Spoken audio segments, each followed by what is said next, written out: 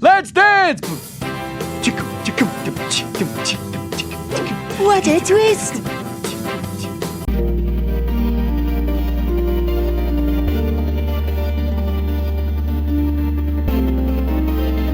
Hello, everyone, and welcome back to Cinematic Adventures. Don't forget, if you guys are listening to us on the go, you can find us on Podbean, Apple Podcasts, Spotify, iHeartRadio, basically anywhere you get your podcasts. You can also find more of our content on our YouTube channel. Make sure if you guys are watching us on YouTube, like, comment, and subscribe for more completely mediocre content. As always, I'm one of your hosts, Paul. With me via the Zoom studio and from your mom's diary is Sean. Sean, how are you today? I'm just feeling mediocre, so I'm perfect right there. I find that if we set the bar at a mediocre level, then you know what? We're good. We're good. We're good. We're I think that's fair. exactly where we need to be. But Aim for shit, and you'll get better. oh, okay. All right. I didn't go that far, but But mediocre is mediocre. You know? if I remember, I'm going to put an image of Jeff Goldblum looking at the giant dinosaur pile There's right a there, big pile of shit.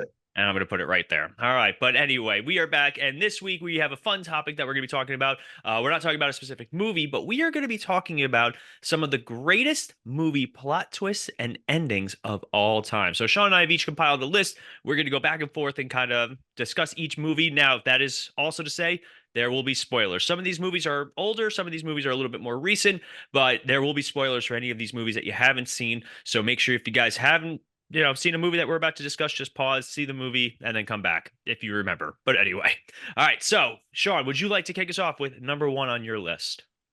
Okay, well, I'm going to start with one of the shocking movie endings of all time, and I think this is a movie that you and I both agree is one that is highly quoted whenever you get a package from Amazon, and that is the movie Seven. Oh, what's in the box? What is in the box? And What's in the box? this is the great David Fincher. This was the movie I think that shot him into prominence as a director. And you get Brad Pitt and Morgan Freeman and Kevin Spacey, and it's just one of those movies that it's going, and you're like, okay, this is really good, and it's very psychological, and then just that ending just throws you for a loop. That ending. Oh man, when that package gets delivered and you don't see it, and that's the beauty of it. You never see what's in the box. You know what's in the box. And Brad Pitt obviously asked what's in the box, but it's still one of that is ironically, that's like the only quote from that movie that I'll constantly do. There's not a whole lot of others that jump out at me. No, it's not I wouldn't call it the most quotable movie, but that's the moment that, I mean, this movie is, when did this movie come out? 1995. So we're almost at 30 years on this movie of what's in the box. Well, we'll have to do an actual episode for this movie because I would love this movie. It's for those of you guys who haven't seen Seven, it's fantastic. And it's two detectives following this serial killer who's using the seven deadly sins. And when he turns himself in, that's my favorite scene in the entire movie. When he's in the middle of the police precinct, just terrifying. But yeah, the last scene is he delivers the head of Gwyneth Paltrow to Brad Pitt, the character's wife. And it's rough. And Morgan Freeman's acting in that scene is just like, you feel for the man, because we have a situation and I don't know how to deal with this. He can't, he's trying his best to talk Brad Pitt down, but obviously that's the whole point, is that he wants Brad Pitt to kill him. Yeah, because what is Brad Pitt's wrath? And Kevin Spacey's character just finds himself as envy, because he envies the life of but in all honesty, we can all say that we would handle that situation a certain way, but I think Brad Pitt handles it the most human way possible by just blowing him away. I can't imagine what would that. See, that scares me. All right, so we're gonna stay with Brad Pitt for a hot second, because the '90s was peak Brad Pitt, right? And this movie, way more quotable, way more twist, and my favorite twists are the ones that make you want to watch the movie again through a different lens, and that is Fight Club. Now, normally we don't talk about Fight Club, but for today's episode, we're going to talk about Fight Club. So, for those of you guys who don't know, the end of Fight Club, or maybe the start of the third act, kind of, because we're also talking plot twists. We're not just talking about the endings themselves, but also plot twists. The plot twist is that Brad Pitt's character is actually just a figment of the narrator's imagination. The Mhm. narrator has dissociative identity disorder. He creates Brad Pitt's Tyler Durden character as like the peak male. Like this is what a man should be. This is what how he should look. This is how he should fight. Like all these things. And we find out that he's been doing all the things that Tyler Durden's been doing. And then you actually get flashbacks of scenes that already happens, and you see them through a different lens. But for me, like that movie, when you find out that twist, it makes you want to just put it back on again and watch it. Like I wish I could watch that for the first time again because it so good. And I don't remember if it was spoiled beforehand for me, like if I knew that Tyler Durden wasn't real. But you know what? I was pointed out to me that I never noticed. They never say Edward Norton's character's name. No, that was a trivia question at trivia night like years ago. I just remember, is like, what is the name of Edward Norton's character in Fight Club? And He's the there was, narrator. yeah, he was like, I'll take the narrator, or I'll just take he didn't have a name, like, if depending on how you wrote it. But yeah, I remember that being a trivia question. Another David Fincher film. Mm-hmm.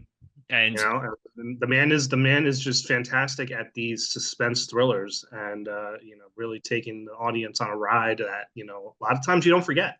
right.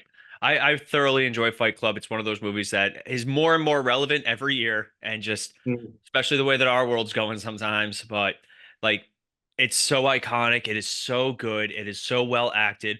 Say what you will about Edward Norton as a person, because I've heard he's kind of an asshole in real life, but like the man can act.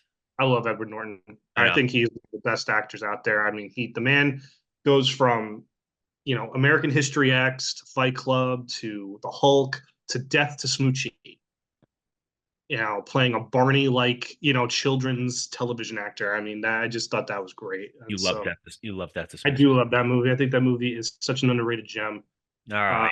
but all right, Great. so we are gonna go. For me, I'm gonna go with The Usual Suspects. Oh, that was on my list too. And this movie is, I would call this movie one of the more shocking endings that you've seen in theaters. I don't know if shocking is the right word, but like just one of the best written.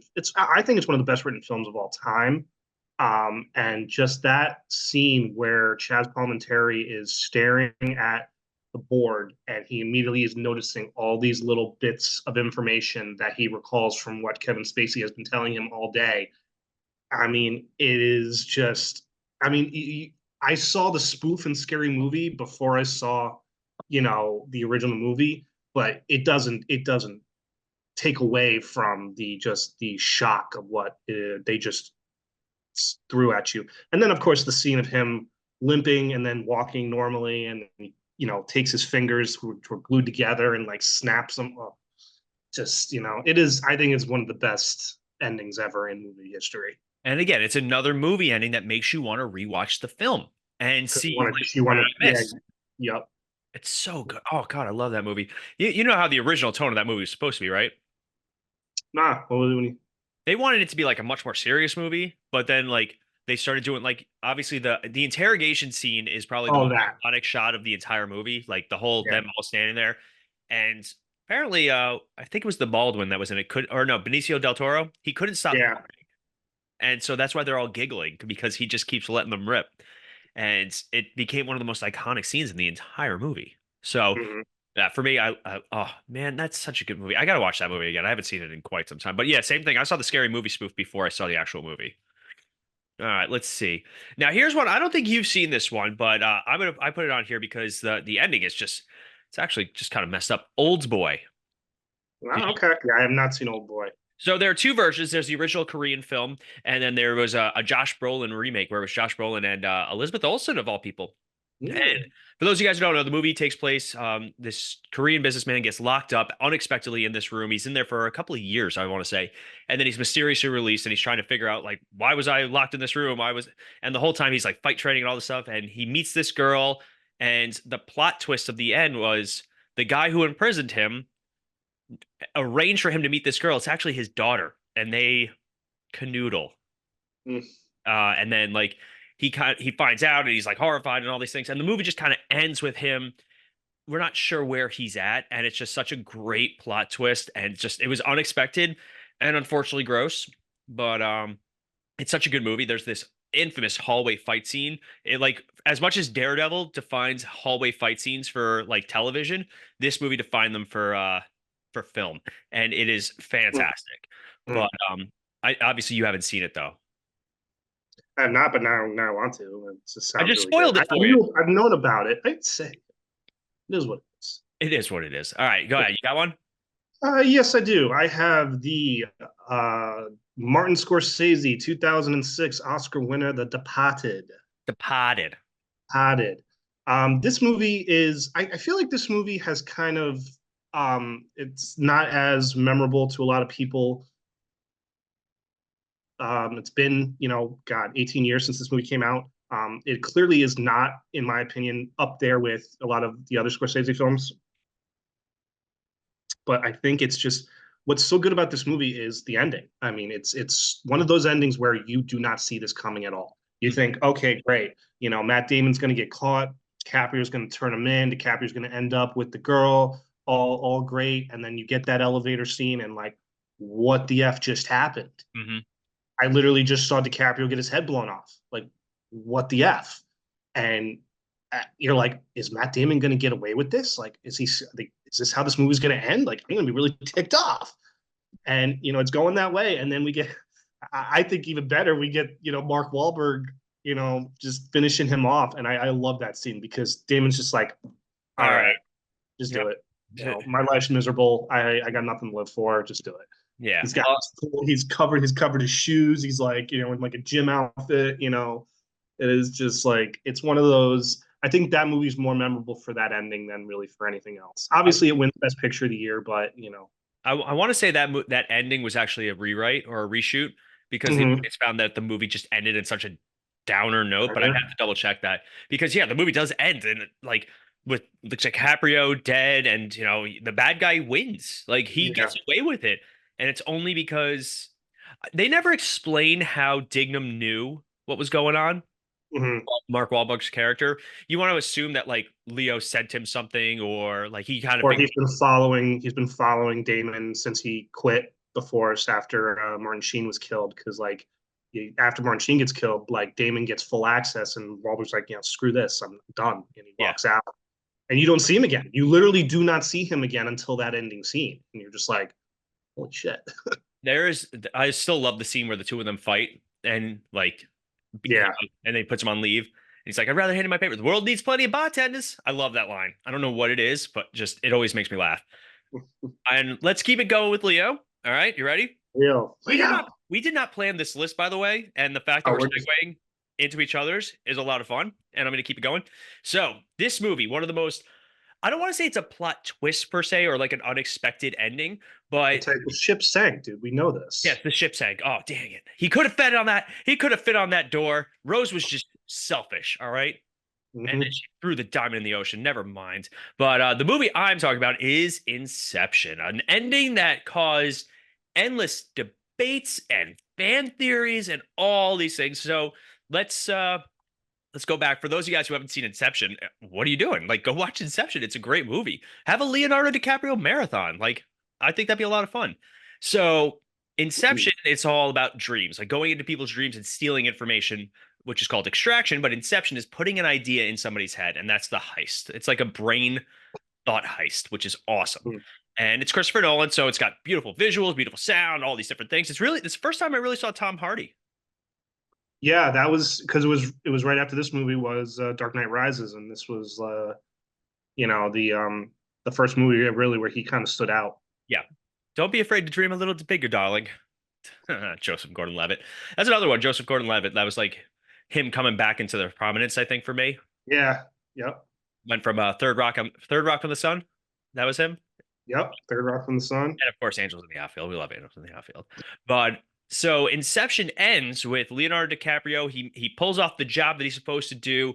He gets to go home. And he puts his spinning top, which is his totem, which shows if he's dreaming, it keeps spinning. If he's not dreaming, it'll fall like a regular top. And he's walking to his kids, and the camera slowly pans over to it, and there it is, still spinning. And we're all like, ah! And then it does a little wobble, and then the movie ends. Yeah. So for you, Sean, was he dreaming? And he just accepted, like, this is the closest I'm going to get to reality at this point. I'm going to stay here in this dream world. Or do you think he actually got home? Oh, man. it's tough because I mean you do see that just that little wiggle, and it's just so done so brilliantly, and you feel for the guy, and because obviously what he's been through. I'm gonna say he got back. I'm gonna say the thing does end up falling and he gets back, but we'll never know, obviously. But I think that was one of the. I remember seeing that we were in theater. We were in the theater together. We saw that movie, and we're just like, "What?" Yep. We're like, and we literally debated it for like the next like half hour after the movie. Oh, We're like, at least. It's a good thing we and did a podcast then. oh God, Oh imagine God. we were able to do this back then when we went to go see a movie like every weekend. Those were the days. Yeah. Now it's either that or groceries. Sorry. Because grocery shopping's more expensive than going to the movies now. It's wild. All right, Yeah. you're up. You got one? Yes, sir. I have the 1968 classic Planet of the Apes. Ooh, I didn't have that. Arguably one of the greatest surprise endings in movie history. We're not talking about the bullshit remake, in 2001. We are talking about the classic sci-fi film. And obviously, for anyone who's not seen the original Planet of the Apes, God help you, you are just disgrace to humanity. But So obviously, the story is Charlton Heston plays an astronaut. The ship crash lands on a world that is dominated by apes who have mutated into, basically human, elements of apes. And he's the only speaking human. He's trying to figure out what has happened. He ends up, getting away at the end of the movie, and he comes across the decrepit ruins of the Statue of Liberty, and it is just one of those. I mean, we say the word all the time. It's one of those most iconic scenes in film history. When he goes on his little rant saying how, because this is during obviously the Cold War. Obviously, U.S. and Russia are like, staring each other down with weapons, and the world was destroyed, and it led to the mutation of apes, and he's been home this whole time, and if the movie had just if they had not done a sequel, I mean, it's still one of the greatest endings of all time. I think if they had just stopped there, it might be the greatest ending to a movie of all time. But of course, we got 4 sequels after that, and gotten countless remakes, so it's kind of diluted it in a little, in my opinion. But, ooh, wow, what a moment! What Well, a moment! it's funny you bring up because obviously the newest one is coming out very soon. I think like in a couple of weeks from time of recording, they're doing the next. Mm-hmm. I forget what it's called, but I really I saw the first two. Dawn Rise and Dawn of Planet of the Apes. I didn't see the one with Woody Harrelson. That's the one I still have to watch. And then I think there Mm-hmm. might be one more after that, or this I was want that. to say this might be the 5th one. Yeah, it's been Yeah, it's been a lot. but they're fantastic. I loved. I was so pleasantly surprised with the prequel with James Franco. I was shocked how Mm-hmm. much I thoroughly enjoyed that, and obviously Andy Serkis is fantastic as Caesar. We could do a whole Yeah, episode on he Planet of is. the Apes. We like I think maybe that'll be down the pipeline a Planet of the Apes franchise look, because I'll even justify certain parts of the Mark Wahlberg thing. It's a terrible movie completely. It's like though I it's mean, the bad, makeup is fantastic. and the I cast mean, is let's. fantastic. Tim Roth, really, as the bad guy, and Michael Clark Duncan, Roth good. Paul Uh, Giamatti, no. Paul Paul Giamatti. Giamatti. Have you ever seen an interview? Paul Giamatti says that was one of the greatest times he's ever had making a movie. He He he hams it up the whole time. He has a he blast. loved being in the ape costume. Oh, I He can see loved. that. He But look absolutely at him in Amazing Spider-Man 2. Like, say hello. Like he's a big ham, and I love it. loved. I'm all I about love it. Paul. I love Paul I love Giamatti. Paul Giamatti. All right, let's see. I'm gonna go. Let's see. I'm looking at my list. I'm looking at my list. All right, here's one that scared the crap out of me as a kid. I do not like horror movies. Let's say it. I'm not a horror movie guy. I don't like the jump scares. I don't because I want to. If something jumps out at me, I'm gonna punch it in the face. All right. Also, I'm a firm believer. Hey, that house is pretty haunted. Don't go in there, people. It's like the Geico commercial where the people keep running into the more dangerous situations. Let's go hide Mhm. behind those chainsaws. Like that. That's what horror movies are to me. But this one, the twist is actually super solid, and it makes the movie worth a rewatch. And it was memes hilariously in the Scary Movie franchise, and that is The Others, starring Nicole Kidman. Did you ever see The Others? I did back in actually back in high school. We watched it in one of our. 2001. Yeah, that movie was Yeah. 2001. So The Others is about this family. The It's a mother and two children, and her husband had gone off to war and never came back, and they're living in this mansion, and the kids have a sensitivity to the sun, so all the drapes are closed all the time, like they can't be in the sun, and then they get haunted by these like new figures that are trying to get into the house. I think the husband comes back at one point. The end of the movie, though, we find out that Nicole Kidman and her kids were actually the ghosts the whole time. And, obviously she like murdered her kids, killed herself after her husband didn't come back and he died and he's a ghost too. But it makes the movie worth quite the rewatch because at the end they realize, hey, we're actually ghosts. And like they embrace it, which is even creepier. And of course, there's the iconic scene of the girl sitting there and like the ghost is overlaid with her, or like the person overlaid with her. I am your daughter. It still scares the shit out of me. But any thoughts on the others, Sean? Then we got the Michael Jackson spoof in Scary Movie Oh 3. God, it's so messed up. The whole I didn't touch her, she's a girl. Like, oh God, it's messed up. So messed up. No, the others was that was such a, because that was during the Nicole Kidman boom. Like she was like in every movie. It felt like for like a 3 year period. Yeah. And but what I loved about that movie was it was just so what's the word I'm looking for? It wasn't any big budget. It was a small budget film. It was shot beautifully. I want to say the lighting was like done in a way that made it like there was no like extra lights. They used just like candles and stuff like that, and it was just, I mean, the best word to describe it, it was just creepy. And I Yeah. love movies like that. I love movies where the atmosphere is just, you don't know what's coming, what's over your shoulder. You have no clue. It's silent. It's, no, there's nothing out in the distance. It's just you and your thoughts. And it's done very, very well. Mm. All right. So if you want to keep going with the ghost theme, I feel like I know what movie you would pick if we kept with that sort of theme. Greatest movie twist. Well, I got one, but it's not a ghost themed Okay, one. then I'll save the next ghost one. Go ahead. All right. And I've got the 1960 Alfred Hitchcock Psycho. Oh, such a Now, good. Psycho has both plot twist and one of the, I could say it's one of the better endings in movie history, but the biggest plot twist is obviously, Marion Crane, played by Janet Leigh. She's stolen some money. She's driving to her boyfriend because she's going to give him the money, and she ends up spending the night at a motel on the side of the road. And she befriends the owner. They talk. She goes back to her room. She's going to return the money. She takes a shower, and somebody comes in and murders her.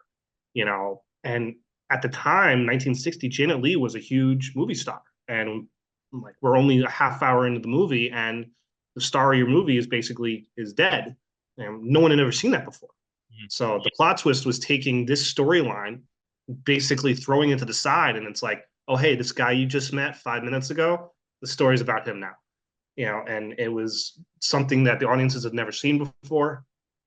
And then obviously the famous movie ending about it is it's actually Norman Bates is the killer. He is just dressing up as his mother because he's killed his mother. His body is upstairs.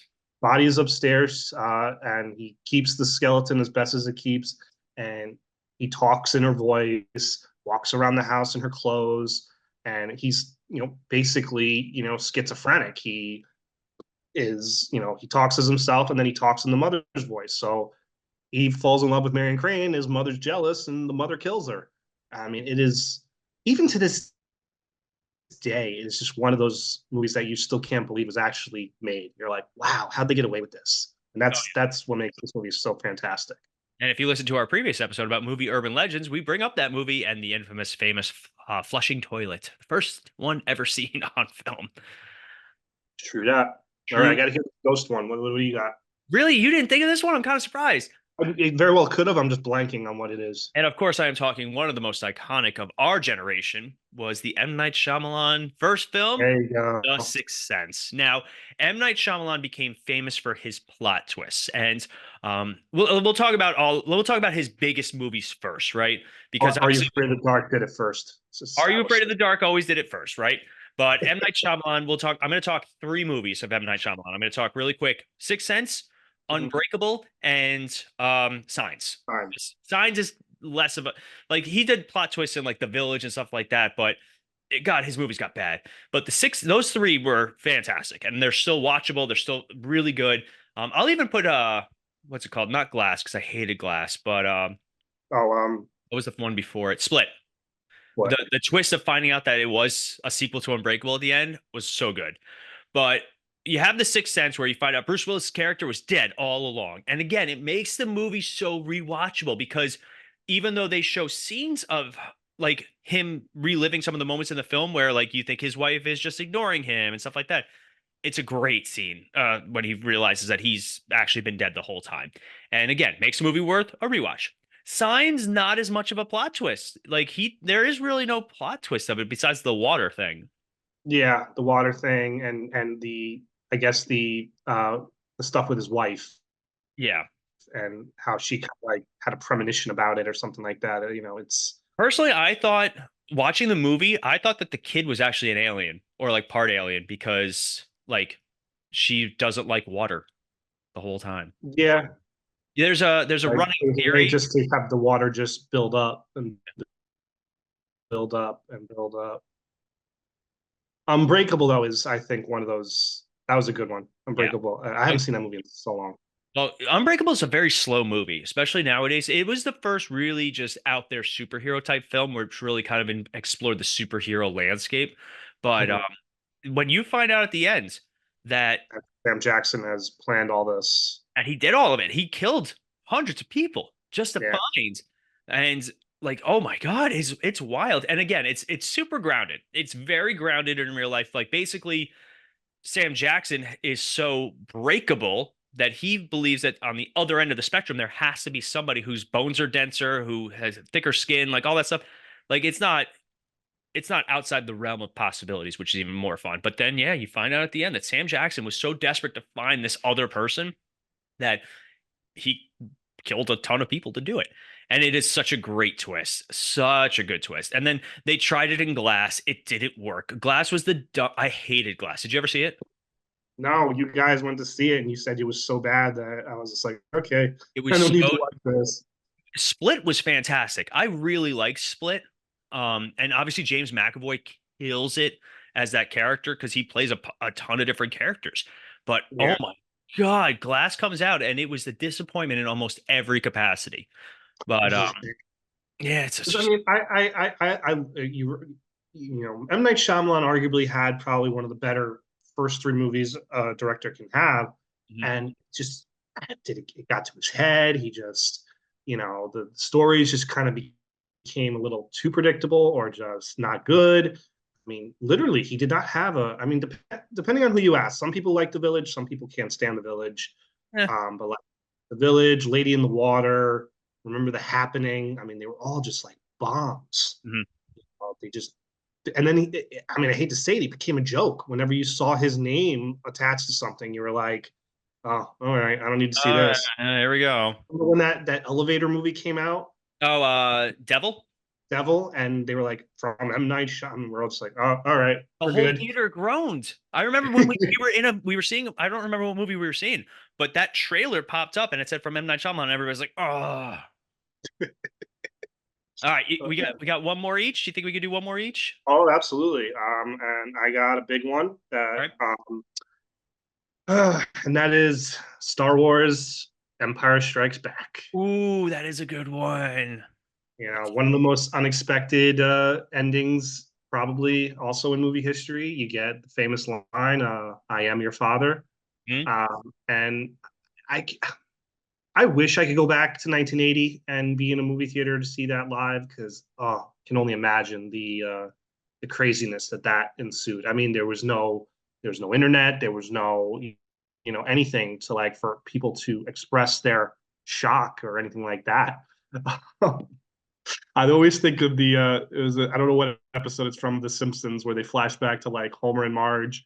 I don't know if it was like and he goes, I can't believe that Darth Vader's Luke Skywalker's father out loud in front of all the people As waiting to they're get walking out into of the the theater. Yep. theater. Yep. And then, yeah, it's like, oh gee, thanks, Mr. Spoil. And it was just it's fun, not funny. But I mean, to the point where like the actors were just like, nah, this can't be true. how are they gonna fix this in the next one? How are they gonna say that this was, a lie? Mhm. Was he just, what are they gonna do with it? And they stuck to it. He stuck to it. It was like, no, this is true. This is happening. I think when they were So actually I filming it, think that is hands down. They had a separate script. They had like a different dialogue, for that. Like I think he originally said that Obi-Wan Obi-Wan killed your killed father. your father. Yeah, something No. like that. And but in terms of like, because again, everybody knows that the actor who's portraying Darth Vader, they just wanted his, body language to be there. And then Luke screams normally like he would at either of those, you know, things. And there you go. And you just sub in James Earl Jones' voice, and boom, you have, one of the greatest scenes ever. All right. I got one more. Now, unfortunately, you kind of set the bar really high with Empire Strikes Back. I should have had you do that last. That would have been good. But here's a movie that I thoroughly enjoy. And again, we're going back a little bit more Edward Norton, but this time with good old Richard Gere. And that is Primal Fear. You ever see Primal Fear? A long time ago, but that movie was, yeah. So Primal Fear stars Edward Norton. He plays a guy who's arrested for, I think it's murder, if memory serves correct. But basically he's let's see, he was an altar boy named Aaron. He's caught fleeing the scene of a murder covered in blood, and apparently he has some sort of split personality, blah blah blah. At the end of the movie, after he gets acquitted, he's like, all right, you're good. You weren't responsible for this. He's like, cool, psych, gotcha. Never had a split personality. And he's like, da da da da da da. But yeah, the whole movie, he's like putting on this insanity defense, and then it turns out he wasn't crazy at all, and he tricked everyone. But there are a lot of other ones, some other movies. I'm trying to think of some. That was a great scene though when he reveals all that to Richard Gere. Oh my That God, was, that movie got quite a few that was awards like as his well. first, that was like his first big movie too, Edward Mhm. Norton. But yeah, there's a ton of great ones. That's just a very small list. So if you guys are watching on YouTube, leave a comment down below. Tell us some of your favorite movie twists or surprises or plot endings, or tell us some of the worst ones. Some of like the worst. Like we mentioned, let's see, I see Sean never saw Split, or not Split, Glass. Glass has like one of the worst twists of all time. But anyway, so leave us a comment down below. Let us know. Now we do have some fan feedback Friday. Sean, you ready for fan feedback Friday? Yes, sir. All right, so this week I did a combo thing where it was a section of video games and a section of movies. It's 1993, pick a new game and movie to spend the night with. So I'm not going to list all of these because there's a lot. Actually, I can do really quick. Let's see. For the games, can't read all of them, sorry. Street Fighter 2, Golden Axe 2, Super Mario All-Stars, Castlevania, Zombies vs. Neighbors, Mortal Kombat, Doom, Gunstar Heroes, Star Fox, Battletoads, SimCity 2000, Secret of Mana, and there's one more I can't read. And then for movies, we have RoboCop 3, Teenage Mutant Ninja Turtles 3, Demolition Man, Hot Shots Part 2, Last Action Hero, Super Mario Brothers, Groundhog Day, Falling Down, Jurassic Park, and The Nightmare Before Christmas. Nailed it. All right. And we have, so basically you pick one. I have Mortal Kombat and Hot Shots, Zombies Ate My Neighbors and Last Action Hero, Shadowrun and Demolition Man, Mortal Kombat, and The Nightmare Before Christmas. So if you guys want to participate, go ahead. Well, I was gonna say, I seriously think that my combination of Last Action Hero and Zombies Ate My Neighbors was an actual combination I had back then. Oh yeah, I can see. I rented Last Action Hero so many times. I love that movie. Such a good movie. We did an episode on it. Check it out. Like, comment, subscribe. We did. Check it out. Yeah. But if you guys want to participate in Fan Feedback Friday, it's super easy. Just go to our Facebook page every Friday between 8 a.m. and 9 a.m. Eastern Standard Time. You'll see our Fan Feedback Friday. So like, comment, subscribe, all that stuff. And you guys can hear your answers on our show. We also have all the social media. We're on Instagram, Twitter, TikTok, Facebook, everything. Just type in Cinematic Adventures or The Misfit Faction. Odds are you'll find some of our stuff.